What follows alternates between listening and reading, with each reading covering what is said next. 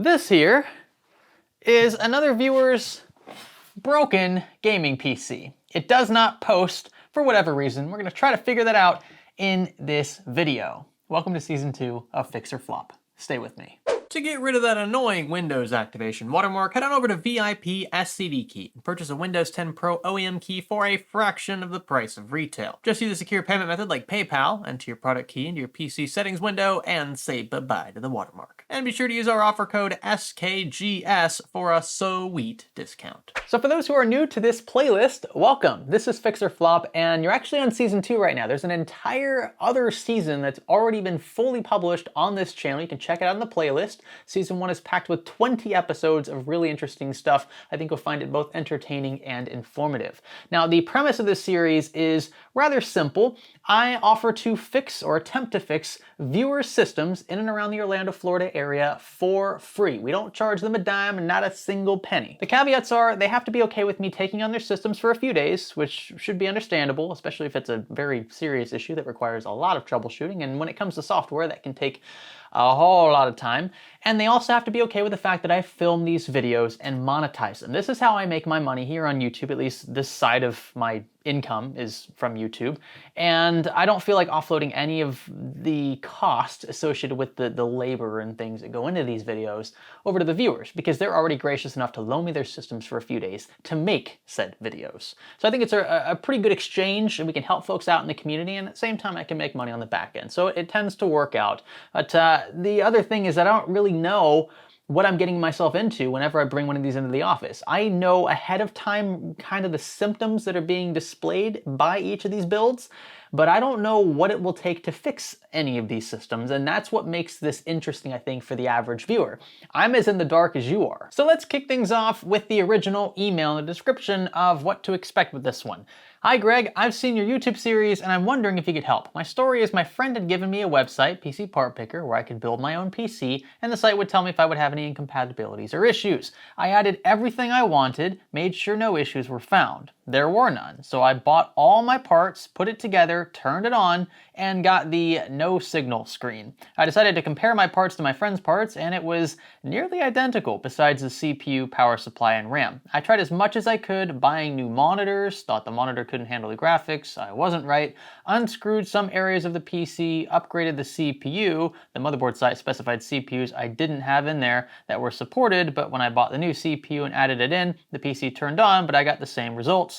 And I still get no signal. I'm nearly at a complete loss. I can't be aimlessly spending any more money buying things and getting the same saddening result. I would like to start working, and I need this computer to work for my job. This PC has never shown me a picture from the beginning, so I haven't even added Windows onto it. If there's any way you could help, it would mean so much to me. Well, that's why I'm here. I appreciate you giving me a chance to fix this. Again, I can't guarantee anything, but you did make a 2-hour trip just to get here and drop it up. Then you had to turn around and drive 2 hours back home, and you're gonna have to do the same thing again to pick this thing up. So I'm gonna do my best to get this sorted for you. We're gonna figure out what is wrong with it. Now, in order to troubleshoot properly, we need to make sure that we can replicate the symptom described by the owner. In this case, it is again a no signal or a no post. We shouldn't get any picture when we try to turn the system on. Specifications for this one are pretty straightforward. Ryzen 5 3600, we have a B550 Max. I believe it's a B550.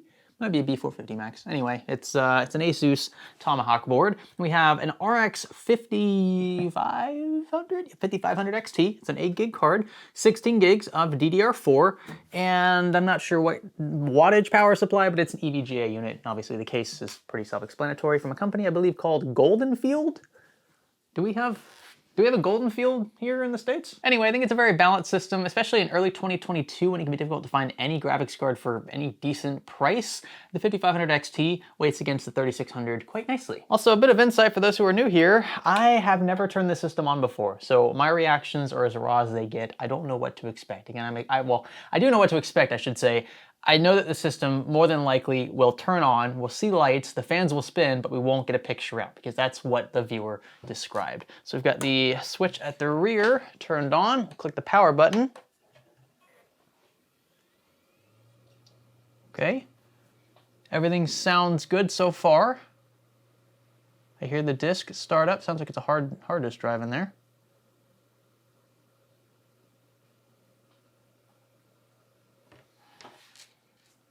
it works. Am I being punked? So I went back and looked at this email, and I recall meeting this viewer. I asked where the display cable was connected, and I was shown a video of the cable running from the monitor into the motherboard. Now, this is a very common mistake. I've seen a lot of people make this mistake, especially first-time builders. And look, Ryzen's really hot. A lot of people are building AMD systems, and that's good. It's a good thing. It shows that you care about value. The problem is, and it's not really a problem if you know how to mitigate it properly, a lot of these Ryzen CPUs don't have integrated graphics, right? And it's one of the reasons why AMD is able to keep the cost down. But what that means is you can't plug a display cable from your monitor into your motherboard. You need a discrete card for picture out. And some people think that just because you have a discrete card in the board, that means that you can still connect your display cable to your motherboard, but that's not the case. If you want to use your discrete card for picture out, you have to connect your display cable to that discrete card. It doesn't work the other way around. I mean, there might be some weird workaround, but I've never heard of it. You need to plug it directly into your graphics card if you want picture out, and you want to use the card as your primary display device. And I don't think that was done here. I asked specifically if this was done because I saw the video. I said, did you also try plugging your display cable directly into your graphics card? And I was told that yes, this was done, but I don't believe it was done. And if it was done, then maybe the cable that was used was bad, because clearly things are working just fine here. Now, look, folks, I can't guarantee that every episode in this playlist is going to be crazy intuitive. We're going to have to dive deep and dissect a bunch of different components. It's just not how it works. Whenever you have a random build come in with an issue, it could be a very simple fix, it could be a very complex fix, and that's part of the mystery. That's part of the suspense, why I enjoy making these videos so much. So I wish I had more to show you in the troubleshooting stage. What we can do, though, is turn this into another informative type video where we install Windows 10. I won't go through the whole process because we have plenty of videos. In fact, a very recent one a month or two ago that we showed the step-by-step process for. But we'll also cable manage a bit. I'm not sure what it looks like behind this motherboard tray, but I've been around the block and most of these need a bit of work. So some cable management tips, why not? So first, let's tackle the obvious, the fact that there is no operating system loaded on this boot drive. I'm not even sure how many drives we have in this build. We'll find out. For that, we're gonna need one of these right here. It's a USB stick, in case you were wondering. And actually, you don't even need a USB stick. You could load the media, yeah, I just broke it. You could load Media Creation Tool on pretty much anything that is large enough that you can connect to your build. I've actually used an SD card before because I was having issues with the way that the USB drive was being detected by the build. So yeah, even an SD card will work. We'll plug this into the back of this viewer's motherboard, power on the system, and we'll get to installing Windows. Now this is the only drive detected. It sounds like there's a hard drive in this build, and I think that's what this is. I just want to verify that there's no other drive in here, because if an SSD or something is in here, that's where we'd prefer to install the OS, because it's going to be much snappier overall. Aha! I'm glad I checked this. Given the components in here, I'd find it surprising that there wouldn't be an SSD in here for at least a small SSD for a boot drive or something. You want to have something snappier for that. This is connected with power, but it's not connected through SATA data, so that means that there's really no real connection going on here. This is receiving power, but it's not actually doing anything. It's just kind of chilling there, setting up a bonfire and singing Kumbaya. So we'll get this connected and we'll make sure Windows is installed here. That's more like it. We'll select drive 2 and we'll let it install. And now what I'll do, instead of running through these prompts myself, I'll let the owner do this, and I'll also include a Windows activation key for Windows 10 Pro. So we'll be set there. The last thing I want to do is tackle a few cable management things. Might as well while it's here. I take that back. Before we get into cable management, a bit more backstory here, because this is actually day 2 of working on the system. I've had a lot of other stuff going on, and I sent a message to the owner yesterday when I discovered that everything worked just fine. I said, hey there, if you recall in our conversation in the parking lot when we met, I asked if you'd tried plugging an HDMI cable directly into your card. I brought this up because in the video you showed me your display cable was plugged into the back of your motherboard. This would result in the no signal issue, obviously, because there's no integrated graphics processor in the 3600 that's in here. I said the first thing I did when I powered the PC on was connect an HDMI cable into the graphics card from the monitor, and I got a picture right away. I said, so there was nothing wrong with your build in the first place. It's likely you were just plugging your display cable into the wrong port. And then the response that I got was, Hi Greg, I genuinely thought something was wrong with the computer itself. So sorry for wasting your time and causing an inconvenience. It's a little embarrassing. Back in September, I had switched out 2 different monitors and ended up getting the same results even with different HDMI cables, both new and old, plugged into the card and the motherboard at different times. But based off of this, I guess it really was just a case of plugging things in incorrectly. Again, I terribly apologize for this. I can pick it up at your earliest convenience any day. So I highly doubt this person's HDMI cables were bad. Maybe 1, but 2?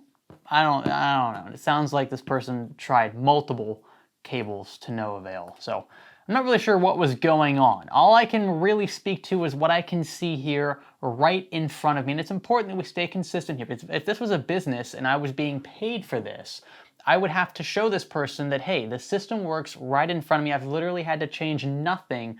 So I'm not sure what you've got going on at your house, but something you're using is not functioning properly. More than likely, the cable. And if there was multiple cables that were bad, maybe it's got a bad batch. I'm sure it's happened before. It's very rare, but you never really know. I'm not sure what cable was used either. It wasn't specified. I mean, just a conventional HDMI cable purchased from Amazon or from Best Buy or whatever. So maybe that was why. Maybe the cable wasn't plugged all the way in. That's happened before as well. And again, obviously, if you're plugging it into the motherboard when you have a discrete card and no IGP, you're not gonna get any picture out there either. Now to the cabling, things look pretty good. I'm gonna be very picky though, just because I want there to be some substance in this video since the system as it arrived works. And I don't think I'm being taken advantage of here. I don't think that was the goal of this viewer, because the trip to get here was like 2 hours for them. And I don't think that they would drive 2 hours on the off chance they get a new case or maybe a new kit of RAM. I mean, the kit of RAM in here is already great. The case is fine. Looks like it was chosen intentionally for the color. Obviously, I make it clear up front, I don't give out free graphics cards unless there's like a very special circumstance, just because I struggle to get these. And so it just doesn't make sense for this person to drive 2 hours for nothing. I genuinely believe they thought that they had an issue. But that aside, again, we're gonna fix some things, because like there's just some stuff we could clean up here at the front. And then of course at the rear, we're gonna completely redo cable management back here. Firstly, it's kind of bothering me that this SATA cable is just kind of tucked and wrapped around the top of the basement. It's just because of the way that the port is angled. There are a few more ports though higher up on this board and they'll look cleaner. So I'm gonna move these to the side. I always like to finesse these stock fan cables as well. You can kind of tuck these in and around the cooler itself, and then you can use this North heatsink here for VRM MOSFET.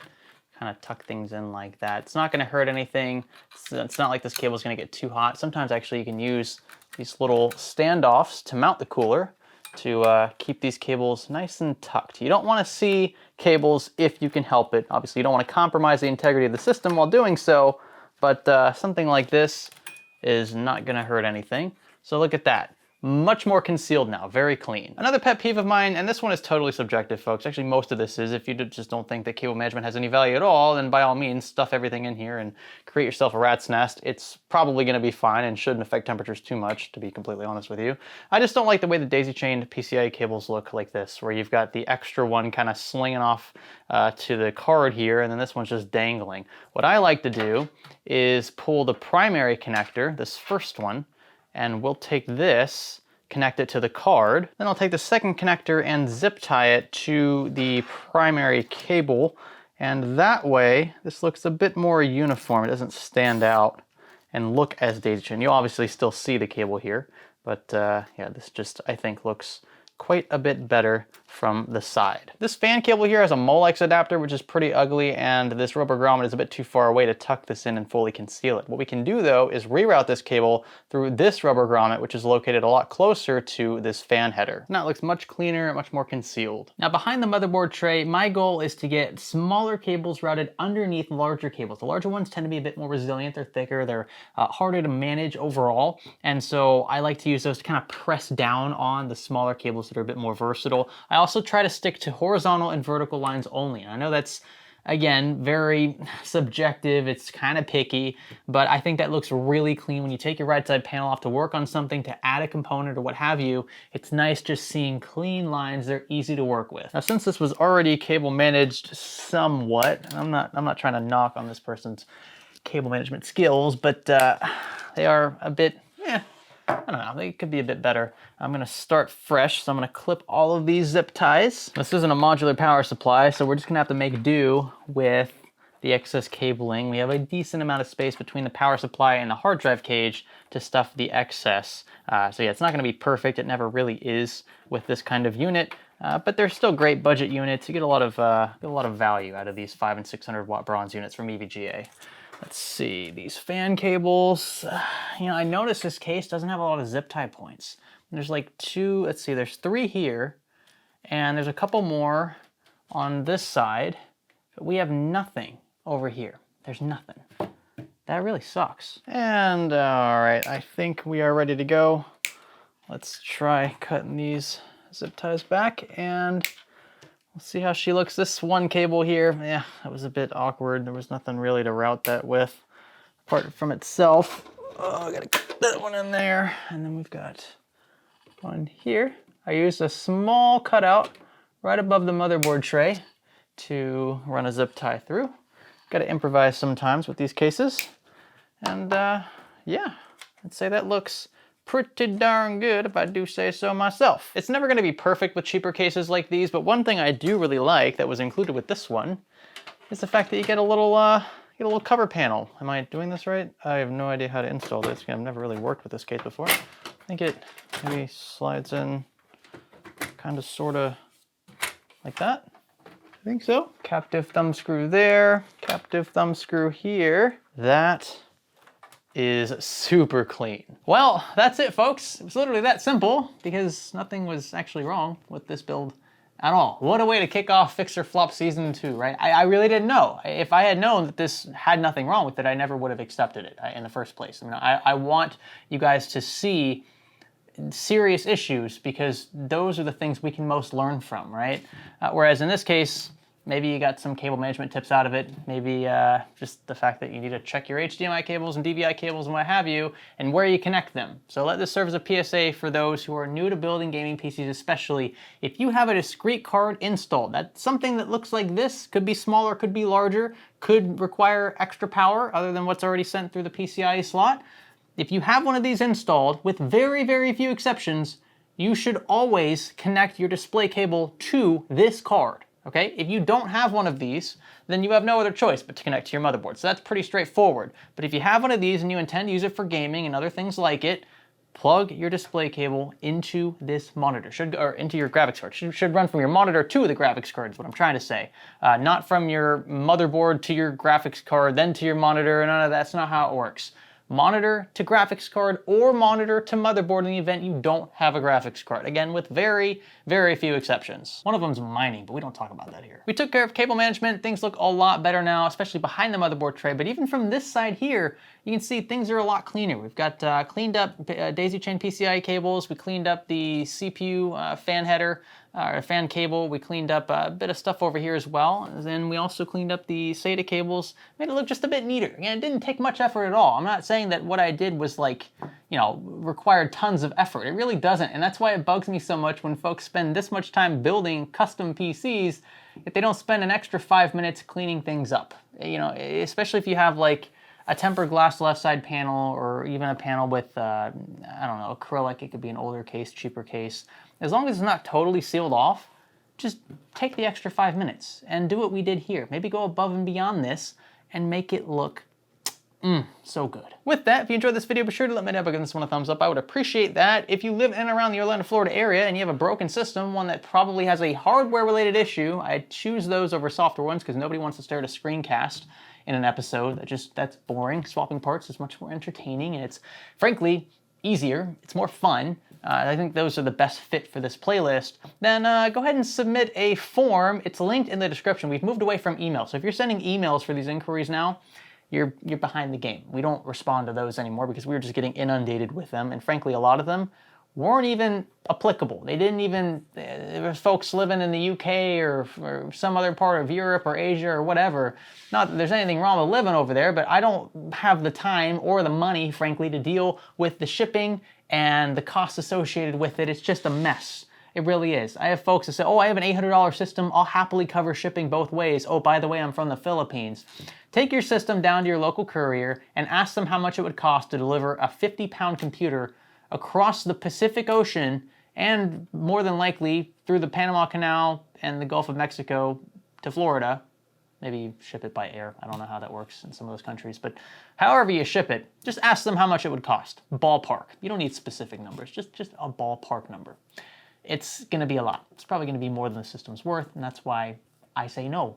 Even if you live in the Continent 48, it's just not worth it. I don't wanna deal with the liabilities associated with shipping. Maybe something breaks. If UPS breaks it, are you gonna hold me accountable? Are you gonna try to sue me? Well, hey, I told you that you should have gotten insurance on it. Oh, you didn't get insurance? Okay, well, it still makes me look bad because I'm dragged into the mess, and I don't want you guys having to deal with that either. So, I think it's best for both parties that we just stick local for now. Maybe at some point I'll buy a van and I'll drive around the country. That's still in the back of my head, and I probably will do that at some point. I just had, my wife just had a baby girl, and I don't want to be away from her during this time. So maybe next year, maybe next year, 2023, I'll buy a van and we'll see what we can do in other parts of the country. But for now, Orlando, Florida, or around that area, you have to be willing to meet me in person. Submit a form if you have a hardware-related PC issue, and I will be happy to assist however I can. If you enjoyed this video, thumbs up, consider subscribing. Thanks for listening to my long and drawn-out rants at the end of this one. I will catch you in the next one. My name is Greg. Thanks for learning with me.